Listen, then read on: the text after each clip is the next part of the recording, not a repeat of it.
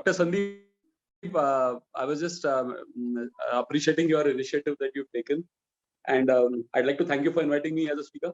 Although I would like to very, at the outset only, very honestly submit that I don't think I have any special knowledge that or any something really out of the ordinary that I can teach anyone. Because I just like to, like I was telling a friend of mine in the morning, that perhaps I can just give a few pointers to this whole concept. Because coming to the reason why I suggested this topic to you was that I have for many I think for more than 3 decades it has been one of the most intriguing things to understand what is this whole universe. It is staggering if you look at the numbers. The age of the universe or the dimensions of the universe is like 14 billion light years. Now, 14 billion light years is a number that is staggering. You cannot even get it down in terms of the distance. And when we all are born in a culture and tradition which talks of, there being a God and there being someone who's there's a creator. And most of the religious religions which we call as anthropomorphic God, who believe in an anthropomorphic God. Anthropomorphic meaning that there is some being or some person like us who is a superhuman with some special qualities and who has created this whole universe. But when you look at the sheer size and the magnitude of what we are talking of, and the galaxies and the dimensions of what we are talking, they're absolutely massive. And then to imagine that can there really be some kind of a creator, and more important than the creator, can there be some person who's actually going to be responsible and who's going to kind of take charge and manage this whole? Because when I had a small hospital of mine, and I knew that managing a 40-bed hospital was driving me up the wall. So to imagine that there is some power, benevolent power, who is controlling this whole universe and controlling the movement of the planets and the stars, it all seems to be a very, very far-fetched kind of a thing. It does not really make sense to that I can theoretically imagine that there is some being and who is controlling and who created this universe. So this has been something that has always been bothering me, and I could never, as a scientific person, we all are doctors, we all are students of science, and we to try to figure out that how can one imagine that there is some entity who has created this, and there was nothing, and he just what is matter? How did matter come into existence? And there's so many questions which if one were to go on the premise of saying that you just take it as what we call as it is called as a suo motu, or something that is a given, that okay, you just believe that there is this entity called God and he's created this. If we begin from there, then then the question. So most of the people who are looking at this whole, understanding this whole thing on the basis of faith, are going to be the ones who are going to say that this is a given fact, that there is a God who created this universe. And then, so most people are going to be going down this line of saying that, okay, there is this God and he created this universe. And then, okay, then everything, then we talk of all religions that then go around trying to propose, how do you please this entity? How do you then, the whole code of moral ethics and all these came into existence, which probably had more to do with the sustenance of society rather than having any intrinsic existential value to it. So I somehow never believed in this. It does not mean that I don't believe in God, or I don't believe. I think most people, as I was just thinking in the morning, are agnostics. I mean, they are the ones who believe that there is something, but they don't know what it is. And that's probably where I also fall into that category of being an agnostic. But then what is spirituality all about? I was trying to, I tried to explore this horizon of trying to understand how did creation come about and what is this universe. And to explore this avenue, I initially started studying a little about quantum physics also. In fact, had the privilege of even visiting this Large Hadron Collider in Geneva 2 years back, and where the Higgs boson was discovered. And I thought perhaps if science can give us an idea about how does what is matter, what is the constituent of matter, maybe we could come to some understanding. I thought we will explore this domain of quantum physics. Now, it's very strange, but after having visited this Large Hadron Collider and I saw that that particle accelerator and I saw those particle detectors, it is absolutely, hats off to mankind and his intelligence, that the man has evolved to such a level that he has created his largest man-made machine, which is 27 kilometers long underground, to accelerate these protons and try to simulate the conditions that existed at the time of the Big Bang. Because if we have to, it's like, we are all doctors, right? So we have this pluripotent stem cell, like after the zygote, there comes a blastocyst, and then from there, these cells differentiate into different cells. So similarly, there must be some primitive or some primordial substrate, which was the precursor to all matter and energy at the time of the Big Bang. So when they are accelerating these particles and smashing these protons into one another, they are trying to find out those elementary building blocks, or what was the condition that existed at the time of the Big Bang. But then after having visited that, it was really a very humbling experience to see all that. But after having seen that, the larger question still remained, that if there was a Big Bang, which theoretically occurred something like 14 billion years ago, then if that be the case, what were the conditions that were existing prior to the Big Bang? Even leading physicists of the world, like Stephen Hawking, I had the privilege of listening to him at Bombay in a show conducted by Tata Institute of Fundamental Research.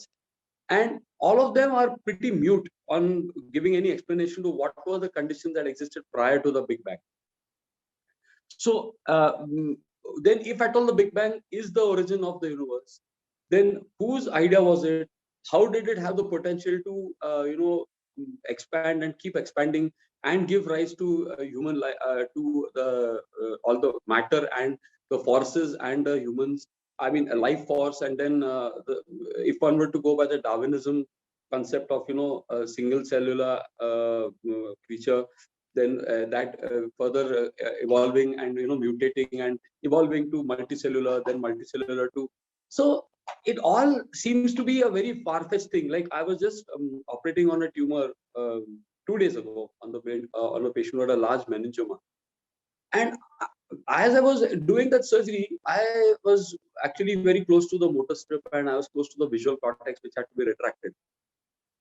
And that was when I was just thinking that, can you all imagine that we are perceiving this world and all that we are seeing from the observed universe, that is being perceived in the occipital lobe of the brain, and it is some kind of the occipital lobe perhaps might be decoding that encrypted signal, which is of what we are seeing around all of us. So then that raises the question, which again physics has again raised this issue as physics made advances, that is there really a universe that exists irrespective of the human or anyone observing it? This is a very important point. Actually, it seems to the listeners might get slightly taken to a different path. But you have to understand one thing, that till Einstein came and mentioned about relativity and his theory, it was believed that there is a hard reality which exists outside of us, like what we talk of all this solar system and all and everything. And that hard reality is there irrespective of even if I'm not there or there's no observer. But after relativity theory was explained put forth by Einstein, it came to light that and as quantum physics made advances, it laid down the emphasis to realize that the observer is very much an integral part of what he's observing. And quantum physics goes on further to say that whatever the observed universe or whatever the observed object that we are observing, that can exist only if as long as there's an observer. So the observed universe or the observed world exists only till a such time that there is an observer. Now, this is very, very important. In fact, in quantum physics, they talk of this very important paradox of a tree which has fallen in the jungle, and if no one has observed it, then it has not fallen. So when we are talking of this, when I'm trying to understand this universe, where it came from, if this quantum physics were to be extrapolated, it goes to say that the universe exists because I, the observer, am existing. So till the observer and the observed and the observation, this is a triad. It is the you might call that as what is called as a trinity. This trinity of the observer, the observed, and the process of observation, these three things are all interlinked to one another, which means that if I am trying to make sense of the universe is in existence because I am in existence. I, as an observer, am giving the rise to. So, it's very strange that this is where I feel that this confluence of science and spirituality can come into existence, because our scriptures, I'm talking about, I would like to, they give a very important disclaimer at this point that I'm not subscribing to any ideology or any religion, or I'm just trying to look at the philosophy of what a particular religion talks about. And the philosophy that our one of the our Hindu scriptures or our belief systems of Advaita Vedanta says that Aham Brahmasmi, that is that the entire universe is within me. There is no separation between me and the universe. Now, this again lends credence to that very important fundamental belief of quantum physics, which says that the observer cannot be separated from what he's observing. Now, this whole line of thought then got me thinking, and it is very fascinating to understand that then the search for trying to make sense of where this universe came from and who is the creator and all, that entire you start realizing that you're barking up the wrong tree, because what I am observing is actually all the basis of all what I'm observing is the basis of that is me, that is the observer. And if I understand the observer, the understanding the observer is basically going to help solve a lot of the problems of what is being observed. Because if what is being observed is a function of the observer, then understanding the observer or making sense of the observer is all that one needs to do to understand what is being observed. I hope I'm getting across to the people who are attending this talk. Yes, and yes, Dr. At this point only, I mean, if I don't mind being interrupted by anyone having any questions, they can please feel free to ask any questions so far. If some friends have any question, you can type in the chat box. Yeah. Thank you, Dr. Deepak. Actually, you are throwing the questions to us, and we are jumbling with the questions, those questions, and we're going deep and deep with every question. Yeah. Thank you. So actually, what I would like to just emphasize here is, like I'm telling, I'm not giving you any answers. I'm not preaching anything. I'm not really very. I think someone was saying, Vinod, to repeat the last few lines. Okay. Okay, I'll repeat the last few lines because I think someone wanted me to repeat those lines. We were talking of the observed universe and me as an observer, because as you might understand that it is me who is trying to make sense of this observed universe. So in quantum physics, one of the important aspects of what is being said is that what I'm stating to you all is something that you all can even please on your own by your own check out on Google and some of these very building blocks of quantum physics. That unless there is they talk of, in quantum physics, they talk of what is called as a superposition. Okay, to give you guys an example, it's like if I am sitting over here and I have to go to my car, which is in the parking down below. I can go either by opening the door, I can jump out from the balcony and go down, or I can that hundreds of possible ways I can go to reach my car. So theoretically, there are a million or infinite ways for me to go to the car. So that infinite number of ways in which I can go to the car are called as a superset, or they are called as being in superposition. That means anything can happen. That is the unfortunate part of what quantum physics is now coming to, and which is what Einstein was very strongly protesting about. And he unfortunately, Einstein died as a very unhappy man, because he just could not reconcile himself to the fact that God could not be playing dice, and anything is possible, and such kind of bizarre conclusions that quantum physics comes to. But quantum physics does say this, that everything is in a state of superposition, and when a conscious observer observes something, then it is only then that all the other possibilities are kind of squashed, and that particular event is recorded.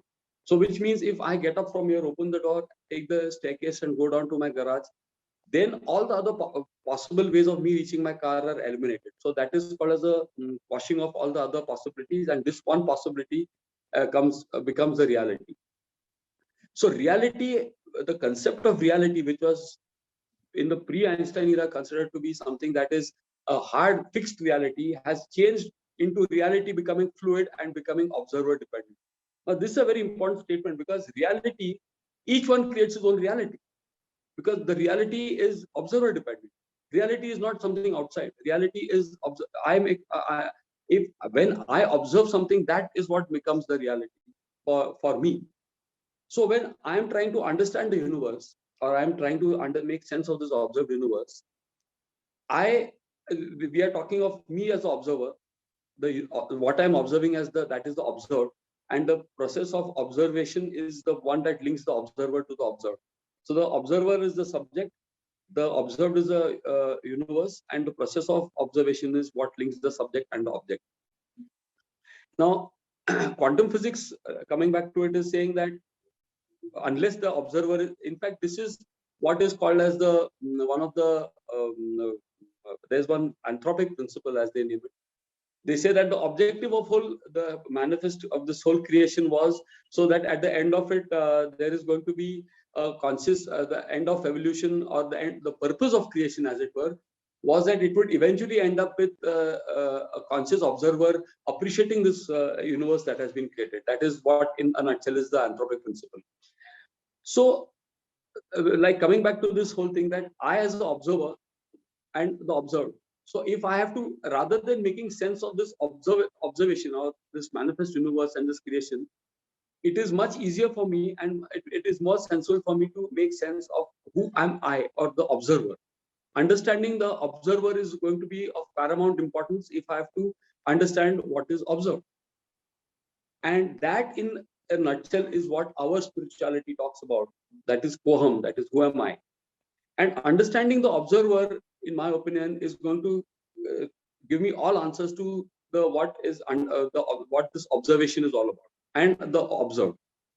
So, in fact, in one of the beautiful abhangas written by Sant Tukaram, one of the he's considered the Jagat Guru. One abhanga of his, he says, is this Sandili Triputi. Triputi is the Trinity. Trinity is, like I had mentioned earlier, Trinity is this observer, observed, and observation. These are the three things. So I as a subject, the observed, the whole universe as what I'm observing, and the process of observation. This is the Trinity. And Sandili Triputi means when this Trinity is abolished. That is what Sant Tukaram talks about. Abolishing this Trinity of the observer, observed, and observation is a state of realization. That means that all these three are actually one. And Sant Jnaneshwar, it is very ironical that unfortunately people like Sant Jnaneshwar or Tukaram, these people were trying to express or explain what this creation and what this existence is all about.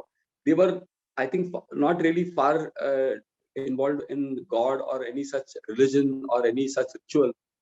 And Sant Jnaneshwar, he talks about that when this whole universe is actually nothing but a projection on the screen of my consciousness.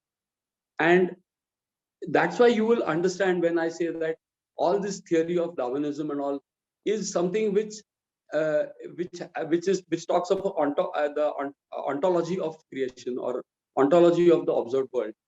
But it does not address the issue of where did this first living cell come from. You have to understand this one thing, that they talk of a theory called as abiogenesis. That means life evolved out of non-life. Means without, and biogenesis, that means biology or the living or a conscious cell evolved from inorganic carbon, hydrogen, oxygen coming together, and by a quirk of miracle or whatever, that life force or bios entered into that.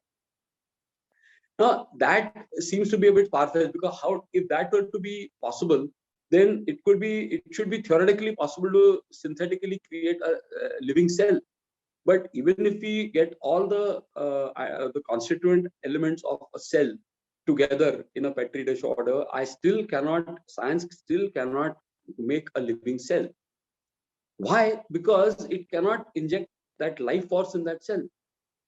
So what is that life force? That is probably perhaps referred to as Chaitanya in our scriptures. So that Chaitanya, or that is what even would leave our human body when we talk of death. So that life force which is there, that life force is something which we are talking of, and which is hard to explain by any Darwinian theory also, because how does life come into those that single cell to begin with? So when we talk of Sant Jnaneshwar, when he talks of this whole creation or this whole observed universe is a projection on the screen of my consciousness. Now that seemingly started making sense to me at some point in time, because if one were to look at the brain, and I am perceiving everything, I can see, I can hear through the five senses that I've got.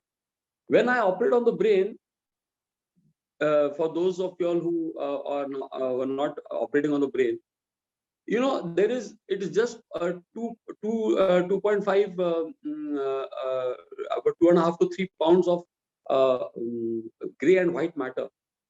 That's all it is. There are specific areas in the brain where the visual signals reach, the auditory signals go to a specific part, but there is no structural difference in any of these different parts of the brain. But the brain is cognizing this observed world. Now, what I've all along been intrigued by this, that if I say that what is the fidelity of my sense organs, are they really revealing to me, or are they feeding me the real truth of the observed world? Or is there some kind of a program?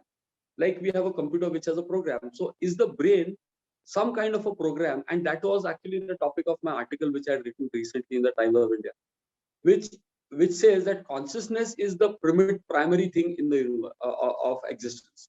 Consciousness is the fundamental basis, and this intelligent consciousness so the brain is just a instrument that funnels the part of this universal consciousness into a personal consciousness and starts interpreting. The whole universe is projected on the screen of this consciousness. Like I said at the beginning of my talk, that I am not here to preach, I'm not here to propagate any ideology. I am far fetched from that. I would rather remain free from any controversies. The role of my talk today, and the objective of my talk today, is to just familiarize my listeners to this school of thinking, on which they can start thinking themselves. Because I don't want to resort to any jargon or any cliched statements about religion or spirituality being the domain of any particular school of thought. I just think that if as logical individuals who have tried to explore different domains of even quantum physics or even cosmology, and if they are also eventually, like, there are certain very intriguing concepts in quantum physics, like they talk of a concept called as entanglement. This entanglement is something which Einstein referred to as a spooky action at a long distance. So the essence of that is that if two particles are there which are entangled, that means they are connected to each other and they're separated by a very large distance.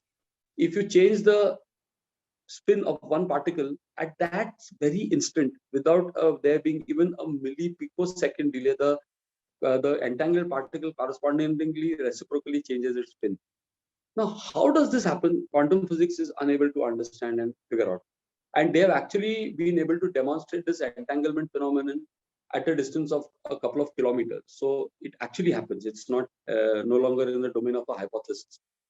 So there are these, even what we are observing, there are so many phenomena that are unexplained by science.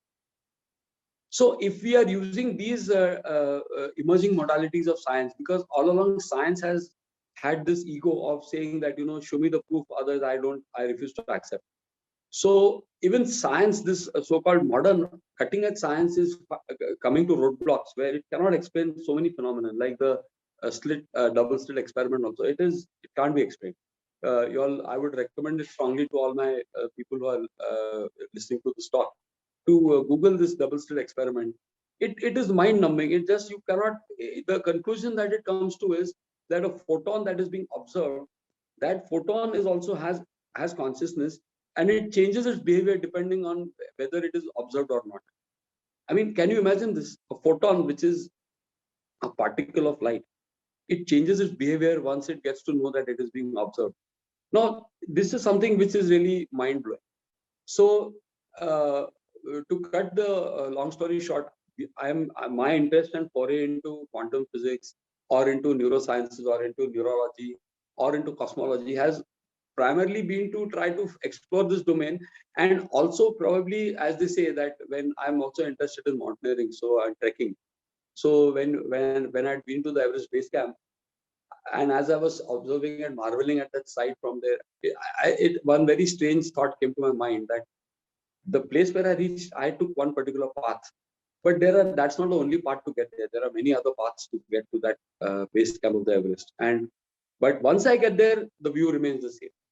So that is what I believe, that if one can take whichever path that one wants, but at the end of it all, I do believe that the answer to all these solutions, coming to what is the unraveling the mysteries of the universe, as the topic of the name of today's talk is, the only way to unravel the mystery of the universe is to unravel the mystery of the self. Who am I, and what is this consciousness, this amness that exists? When I say I am Deepak Ranade, I start removing Ranade, then I am Deepak. Then I remove Deepak, then I am, and then that I am, and that's all that I am, and this awareness that is making me observe this whole universe. If I understand that awareness, and the irony of this whole exercise is that using the same analogy of the brain, I I use the eye to see the whole universe, to see the observed universe.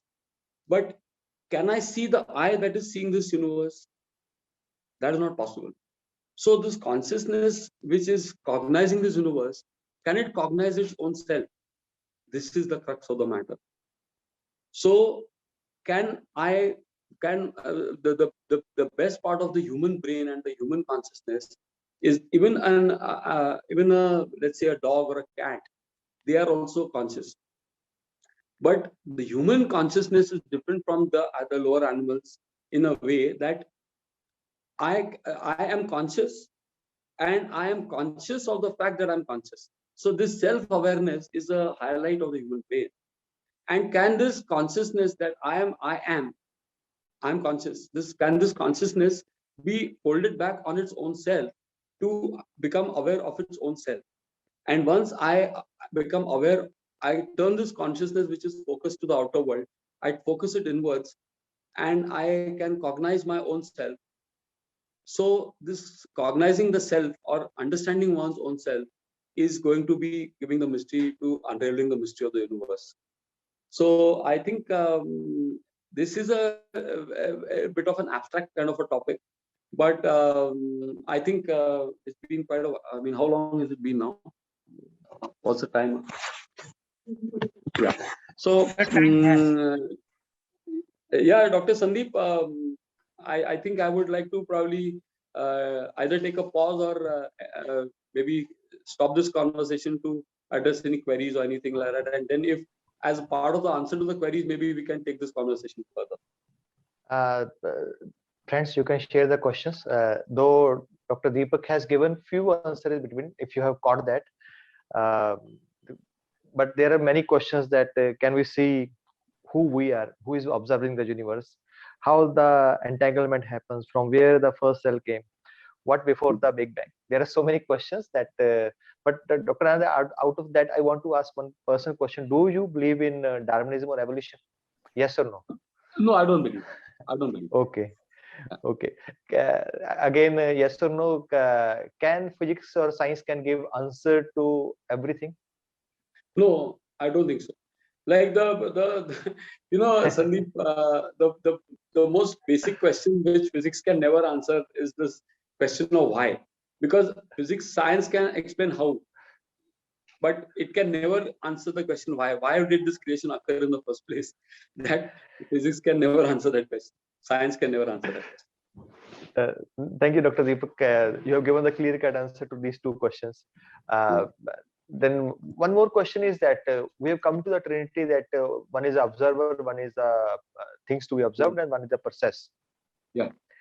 One person question is that how we can deepen the process of the process, that observation, and what is the way that one can understand that who I am, and yeah. See, that's one very interesting question, which I have happened to read up a little about the scriptural references or the experiences of these saints who have gone through this experience. And one thing has become very clear to me, that this is not an objective knowledge that I can acquire. This knowledge of who I am, that is for certain. It is not an objective knowledge. If it were to be an objective kind of knowledge, then by now, we would have all had access to it and acquired that knowledge. The problem in this whole exercise is that this is an experiential thing. It is like, I don't know whether you all have heard this word, but they talk of what is called the qualia. Qualia is referred to, like, when I see I am seeing you and me are sitting in a room and we are observing the sky, let's say. The way my understanding and perception of the sky is going to be different from the way you observe the same object. So what is it that makes every experience unique to the person is called qualia. And so coming back to your question, that how can one understand this? It is not something that I can objectively acquire this knowledge. It is an experience, and this experience of understanding who I am, it is an experience, and that is why it cannot be shared. It is unique to everyone, and that is where this whole spirituality becomes very intangible. Because if one were to talk of any realized soul like Sant Jnaneshwar or any realized soul, all these people are realized souls. They had that awareness expanded to realize who their true nature is. But they could not objectively put that experience in a way that you and we can understand it. It is not objective knowledge. It is a lot about what you might say as an experience at an individual level, unique to that person. And that is why they say in Marathi they call it anubhuti. Anubhuti means an experience. It is a personal experience, you could say. So you can resort to some kind of practices like meditation or whatever, which is very, very possible. One of the methods to get to that, but it is eventually going to be a experience unique to you, which you will experience, and you will. Trust me, I don't think you will be ever be able to put it down in words. It is difficult. It is difficult to express the intangible in the tangible. It's very hard. Dr. Ranade, one thing I like the most the metaphor you have given during a mountaineering, that there can be different paths. When you reach at certain point, the view is the same for everyone. This is a beautiful thing. Out of that, I want to ask that let's explore something else. Like, there are so many ways. Someone is telling that we can go into deep meditation, we can reach up to that point. Someone is saying you can do this. Someone is saying that you can take these kind of drugs. Someone can say that I'm doing this work. During this work, I got the realization that you are a neurosurgeon and you are exploring the things and you are present most of the times, mindful about the things. So So during your operation, have you ever experienced something that is out of word and out of you have never experienced, and you said to yourself, wow, I got the answer? I'll tell you one very interesting thing. I'll share one thing, Sandeep. Just 2 days back, I operated on a very large tumor. It was about the size of a cricket ball. And, I have students. I'm a guide for neurosurgery. So I have students who train with me. And uh, after the surgery was over, one of my students asked me that, can you enumerate any specific technique to we exercise the tumor? It took about 6-7 hours, but we removed the whole tumor by God's grace. It went off very well. Patient's doing very fine. So the students are training to be neurosurgeons. For them it's like an objective technique that I can tell them that you take step 1, step 2, step 3, step 4, step 5, do this. And so when he posed that question to me, it kind of raised this whole issue in my mind, that it is when you get into that, when I start operating and I get onto the tumor, I'm actually working on the tumor. There is no step that I define that now I see this, then I do this, take these 3 steps. If I do this, I take these 3 steps. It's an online thing.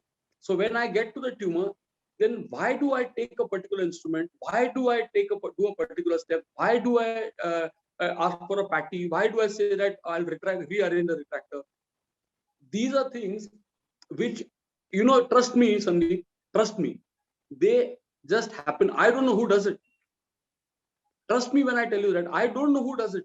It's a very complex, it's too complex a phenomenon to happen every time when I take us to a step, to say that I see something, my mind interprets it, my brain interprets it, I refer to the database of my past experience, then I pick out one option and then I execute it.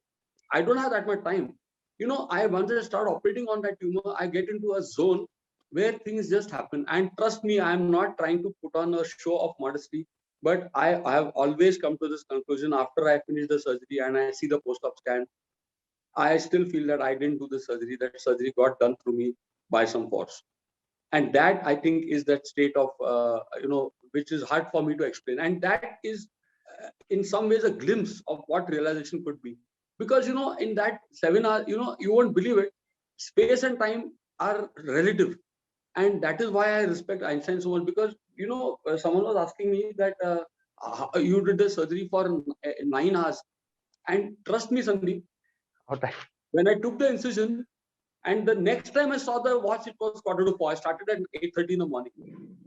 And when I suddenly became aware of time, I looked at the watch and it was 4:45. It was already a good 7 hours. So when you get into that zone of losing your sense of identifying myself with Deepak Ranade, and I just become consciousness and intelligent consciousness, which is working in that zone, then things. I mean, that's what I've experienced. When you are asking me this question about have you had any personal experience, and that is my experience, and it happens time and again. Mind you, it's not only one time, and it is something. It's that is why, in fact, I'd written one article in the Speaking Tree which talked of why do people pursue adventure sport, like bungee jumping. What gives them the thrill? It's potentially going to kill the person, but he still does that. The reason for that? Because from the point in time where that person takes leaps off that ledge to do bungee jumping, at that point he is in that precise moment of he loses his sense of being Deepak Ranade. He's just in that zone at that time, and his identity dissolves, and he's just awareness. He's just in that moment, the power of the now.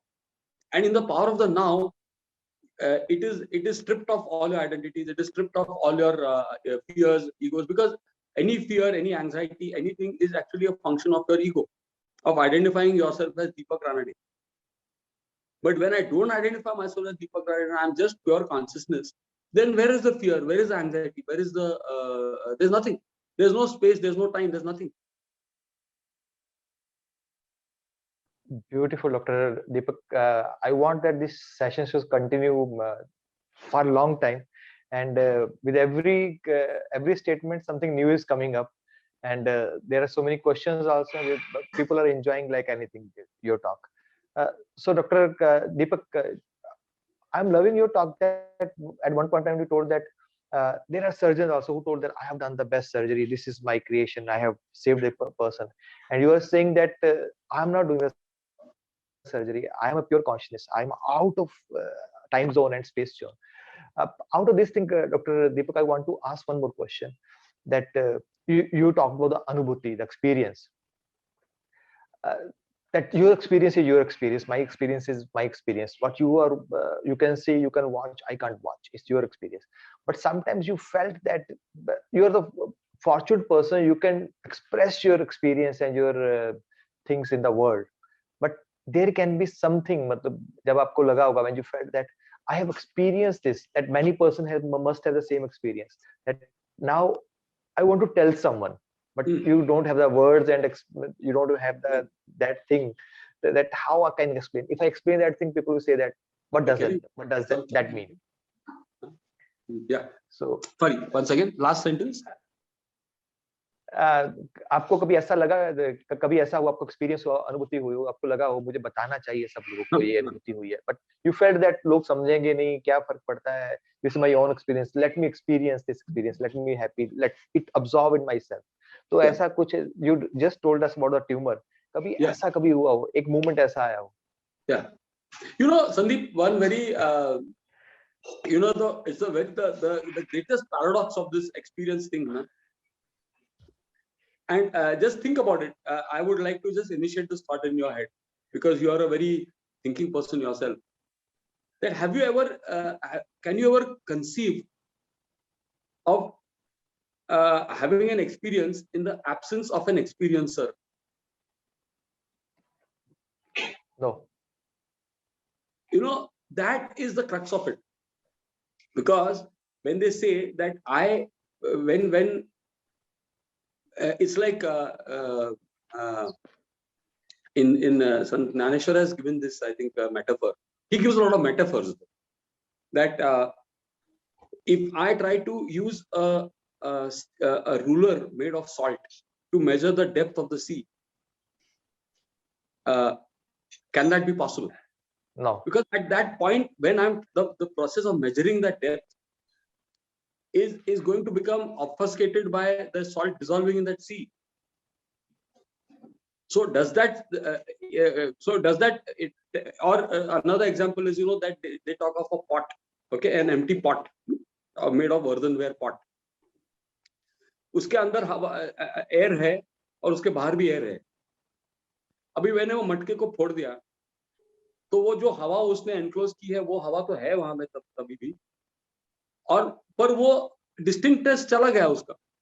वो हवा वैसे है तो वही जगह, अपनी जगह ही है, पर वो उसका कंटेनमेंट चला गया. तो if I ask you, is that air still there? Technically it is there, but it is seamlessly merged in the outside air. So that experience of, you know, being one with the whole, that oneness is something which will end the question of the mystery of creation, because then that ends everything. And I think that so that experience is very hard for me to explain to someone. How can I? Because I am not there at that time. If that subject and object dichotomy ends, then you ask the subject again, what was the experience? But that dichotomy has ended at that point.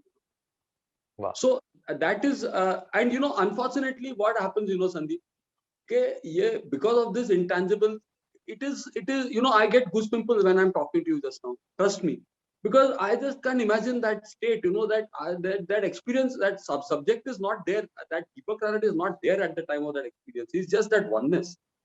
So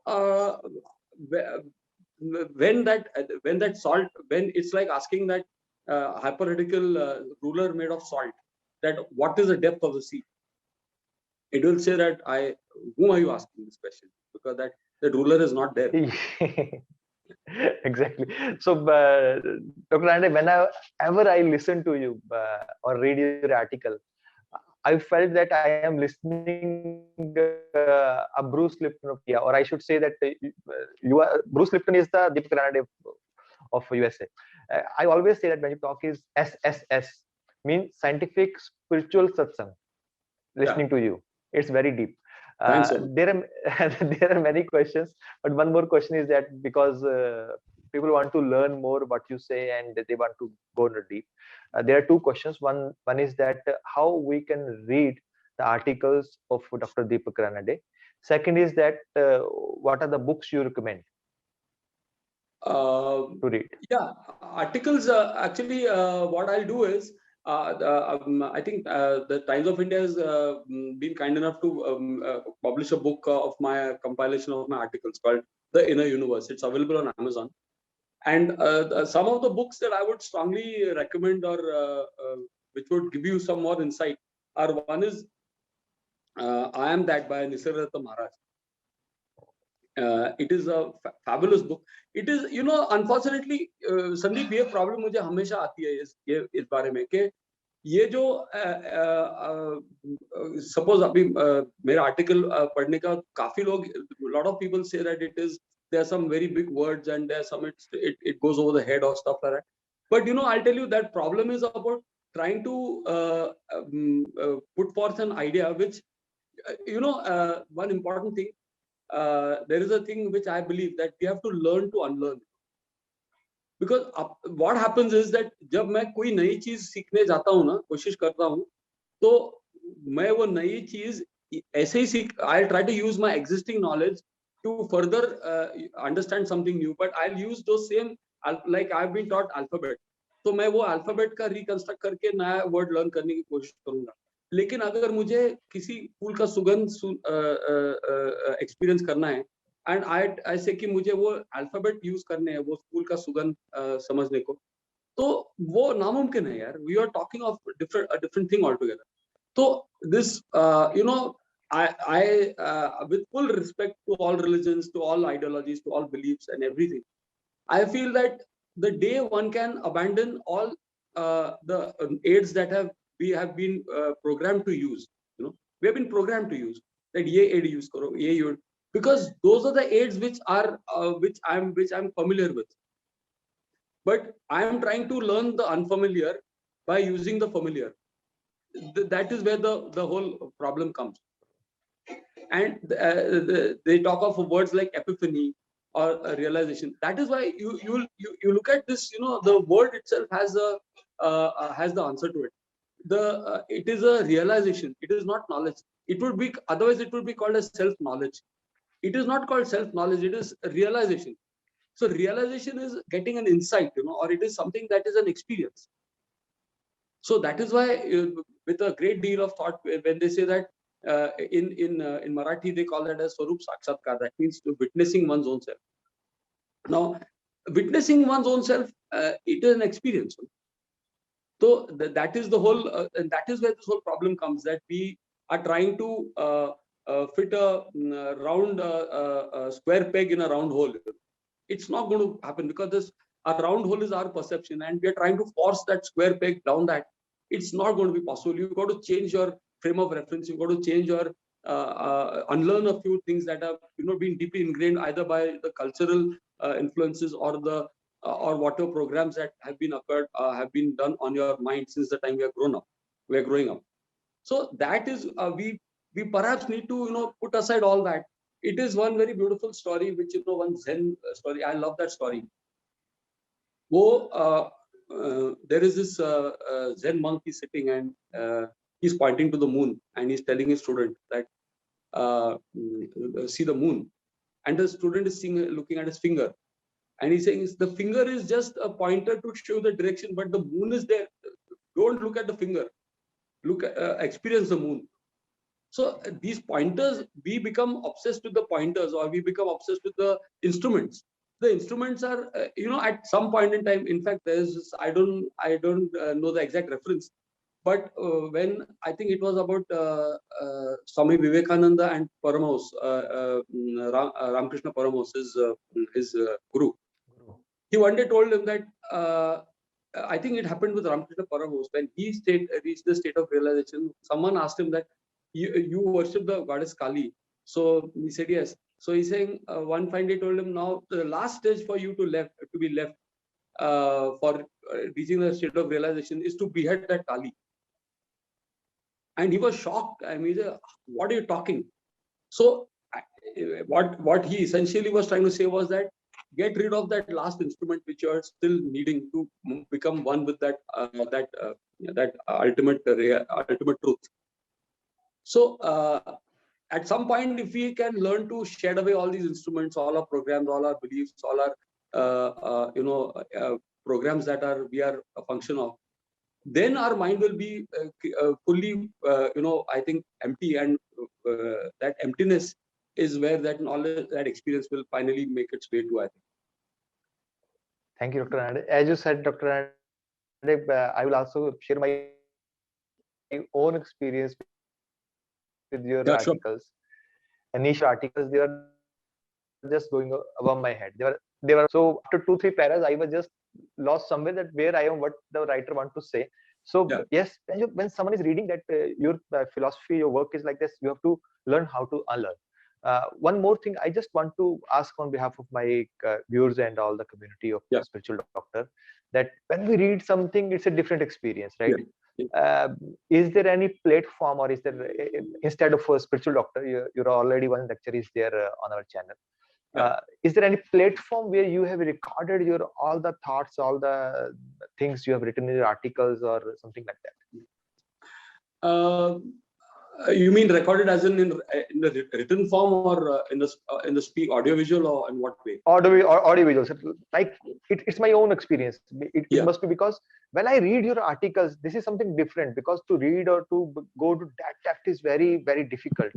Right now I can understand because I have listened who you are, how you work, how you listen, how you think, and what is your thoughts behind your all the writings. But when some person who is new, who doesn't know anything, is there any platform where someone can listen audiovisual kind of things? Sandeep, actually, I'm in the process of perhaps, I don't know, just for the benefit of not benefit. I don't claim to be any, but just I think I'm in the process of recording a few of the talks in whatever way I can, or discussing an article that I've written so that it can reach out to greater more people. So maybe I'll do some recordings and I'll upload them on the YouTube. I'll make a channel or something like that. I'll start doing that, perhaps. Right, sir. That will real benefit for all of us. And though there is one channel, Spiritual Doctor, your own channel, we will again inviting you so that we can learn and unlearn other things, so many other things. I do believe. And I'd like to again reiterate this thing that trust me, I'm very far from any kind of transcendental practices, meditation, or anything. I really am.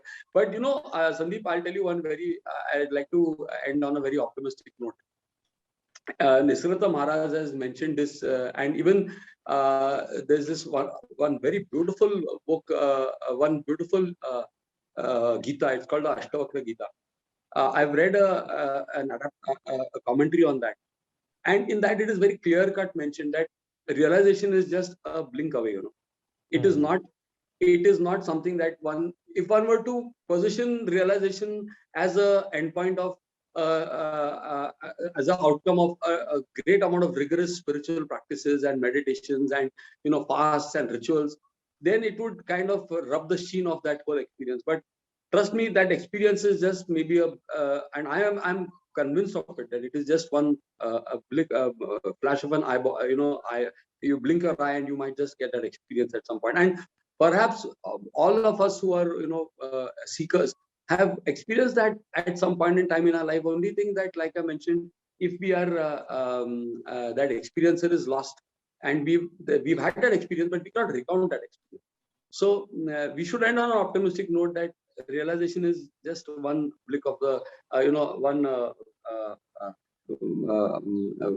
blink of an eye. At the blink of an eye, you might just have it, and that is very possible. So that would be really a very heartening thing to know, that it's not that you got to because हमारा ये program ये भी हो गया है, learn किया हमने कि कुछ चीज हासिल करनी हो तो उसके लिए मेहनत करो, उसके लिए तपश्चर्या करो, ये करो, वो करो, प्रोसीजर करो, रिचुअल करो, कुछ तो वो हमारा प्रोग्रामिंग हो गया है इतने हम जब से हम जन्मे हैं तब से, एंड पर्टिकुलरली फॉर डॉक्टर्स। तो यार ये ऐसी कोई जरूरी नहीं है, मैं ये समझता हूँ कि it can just happen, you know, and that is why if you look at it, you know, all these saints, great lineage of saints that we have, I mean, where quite a few of them, they had no clue of the Vedas or the Upanishads or any such you know, academic background on which they built their got to the point of realization.